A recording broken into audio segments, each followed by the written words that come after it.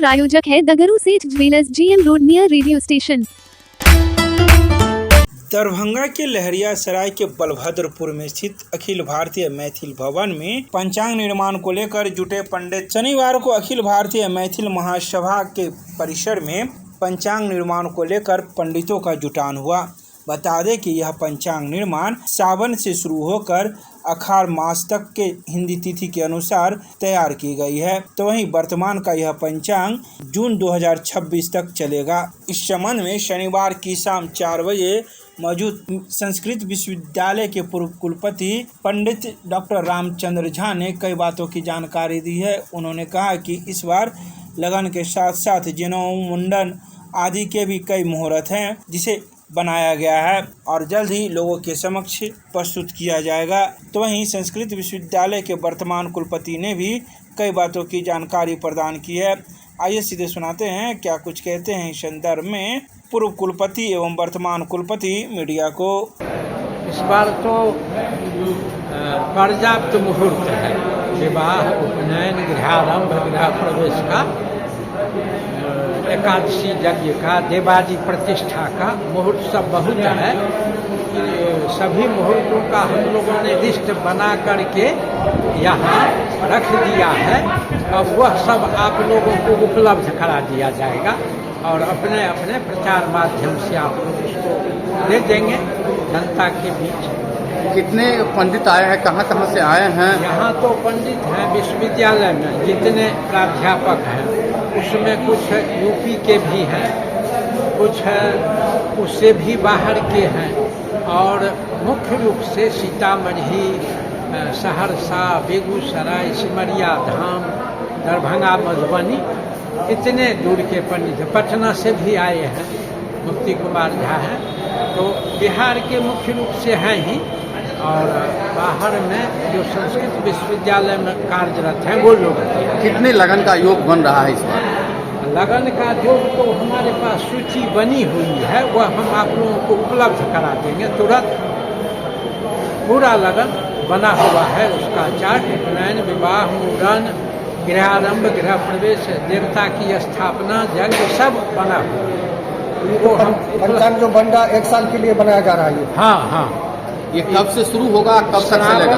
श्रावण कृष्ण प्रतिपदा से अग्रिम वर्ष के आषाढ़ी पूर्णिमा, गुरु पूर्णिमा तक चलता है यहाँ का पंचांग। प्रकाशित हो जाएगा जून में। 17 जुलाई का तक वर्तमान पंचांग है, 25-30 जून के बीच में मिलने लगेगा। घटना है और जगह ये देखने को नहीं मिलता। सब अपना अपना स्वतंत्र पंचांग बनाते हैं, कई बार उसमें विवाद होते हैं तिथि, पर्व इत्यादि को लेकर।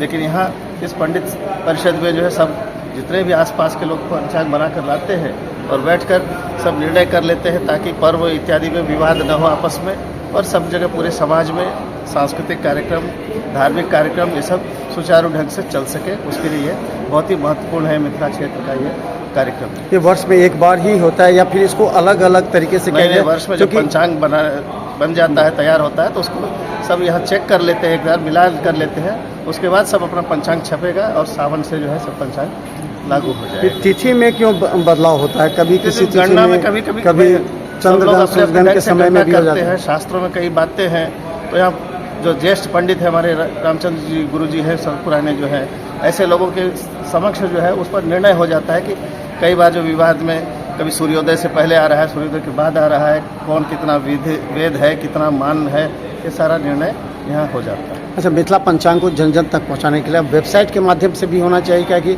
सभी लोगों तक पहुँच जाए, जितने मिथिला के लोग हैं वो भी मानते हैं, तो क्या इसका कोई भी तकनीक होना चाहिए? अभी तो जो परंपरा चल रही, पारंपरिक ढंग से लोग इसको ले रहे हैं और इसका पूरा जो है लोकप्रियता बढ़ रही है, दिनों दिन जो है बढ़ रही है, और जरूरत पड़ेगी तो विद्वान लोग उस तरफ भी दिशा में अपना सोचेंगे। मिथिला विश्वविद्यालय के एडवांस रिसर्च सेंटर में स्वयं मोक्ष का 5 दिवसीय कार्यशाला कुलपति की अध्यक्षता में हुआ प्रारंभ। मिथिला विश्वविद्यालय के एडवांस रिसर्च सेंटर में स्वयं मोक्ष एवं इससे जुड़े इकोसिस्टम के डिजाइन, विकास तथा वितरण विषय पर प्रशिक्षकों के प्रशिक्षण के लिए 18 अप्रैल से लेकर 22 अप्रैल तक 5 दिवसीय कार्यशाला का शुभारंभ कुलपति सह मुख्य संरक्षक प्रोफेसर संजय कुमार चौधरी के द्वारा किया गया।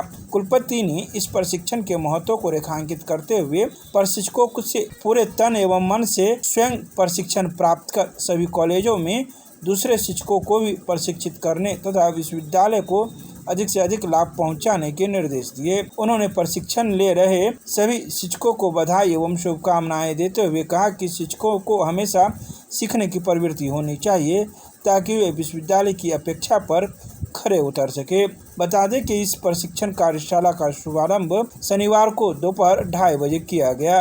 तो क्वालिटी ऑफ एजुकेशन क्या होगा कि अचानक चेंज नहीं होगा। साल 2 साल में अगर आप इस प्रोसेस को फॉलो करेंगे तो आप पाएंगे कि आपका जो मेरू स्टेटस मिला है वो बड़े काम से आप आगे बढ़ जाएंगे। सो मेरी बहुत सारी शुभकामनाएं हैं और सीखने की प्रवृत्ति रखना है। मेरे पास टाइम नहीं है, नहीं तो मैं भी सीखता, समय ही नहीं, तो एक जगह रहेंगे तो दूसरे जगह ड्रैग होने लगेगा। तो बस हम टच करके फिर निकल रहे हैं और आशा रखते हैं कि के श्रीनिवास जी के एक्सपेक्टेशन पर आप लोग खड़े उतरिए। ये जहाँ भी जाएंगे कि आप बोलेंगे कि एक जगह मैंने ट्रेनिंग दिया था LNMU में, वहाँ पर जितने भी स्कॉलर टीचर थे उन्होंने जल्दी से ट्रेंड अपने आप को किया और नेक्स्ट सेकेंडरी सोर्स बनाने में वो लग गए। With this thank you very much. 2 uploading option open कर देता हूं गूगल क्लासरूम में। 1 in the forenoon, 1 in the afternoon you will upload. Is it clear? Open a Word file. जितने सारे एक्टिविटीज सुबह मैंने बताया था वो सारे कॉपी करके पेस्ट कर लीजिएगा वर्ड फाइल में। उस वर्ड फाइल को आपके नाम पे टुडे 18/4/2026 आपके नाम फॉर एग्जांपल मुदस्सर 18/4/2026 फॉरनून, ऐसा ही मुदस्सर 18/4/2026 आफ्टरनून। हर दिन 2 फाइल बनेगा आपके आउटकम को, उस फाइल्स को अपलोड करना है, उसी फाइल्स को चेक कर दिया जाएगा। और जितने सारे एक्टिविटीज में एक नंबरिंग में आप खुद कर लो, ये पहला नंबर है, दूसरा नंबर है, मैं कहता हूँ ये एक्टिविटी है, you have to do that one, ठीक है। And for the benefit of your people I think I will be copying this one in your WhatsApp group if you don't mind. First task I had given to you, AI for all. AI for all is the activity number 1. Then what is the second activity I have told you? Registering with Genomio.com. I need a screenshot.